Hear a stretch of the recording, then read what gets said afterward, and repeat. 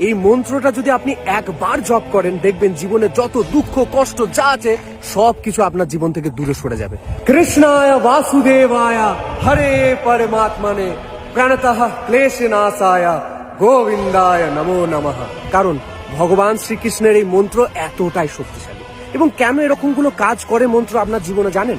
কারণ আপনার বাড়িতে যদি ওয়াইফাই কিংবা কেউ যদি নেট শেয়ার করে থাকে এবং ওই ওয়াইফাই রাউটার থেকে আপনি যদি দূরে সরে যান, দেখবেন নেটের সিগন্যালটা কমে যায়।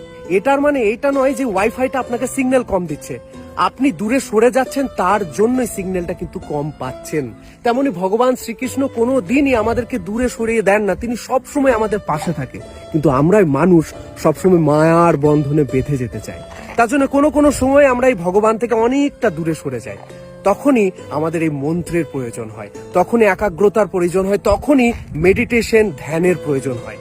যখনই আমরা ধ্যান করি, মন্ত্র জপ করি, আবার আমরা আস্তে আস্তে ভগবানের কাছে যেতে শুরু করি এবং আবার যেন সিগন্যালটা পাই এবং আমরা আবার কানেক্টেড হয়ে যাই। এবং এই কানেক্টেড যখনই থাকবো তখন আমাদের জীবনে আর কষ্ট দুঃখ বিপদ কোনোটাই থাকবে না। তার জন্য পারলে একবার হলেও এই মন্ত্রটা জপ করবেন, কিংবা আপনাদের যে কোনো ইষ্টদেবের যে কোনো মন্ত্র যদি আপনার থাকে সেই মন্ত্রটা আপনারা জপ করবেন। আর কারো যদি মনে হয় আমি এই ধরনের ভিডিও করে ক্লিকবেট টাইপের ভিডিও করছি, সেটা একদমই নয়। এই মন্ত্রটার কথা শুধু আমি বলছি না, প্রেমানন্দজি মহারাজজি পর্যন্ত বলছেন যে হ্যাঁ, এই মন্ত্রটা প্রচন্ড শক্তিশালী। भयानक से भयानक विपत्ति को ऐसे न नष्ट कर दे तो बता देना। कृष्णाय वासुदेवाय हरे परमात्मने प्रणतः क्लेशनाशाय गोविंदाय नमो। इसका जप करो और जब तक तुम्हारा काम पूरा न हो जाए ब्रह्मचर्य से रहो।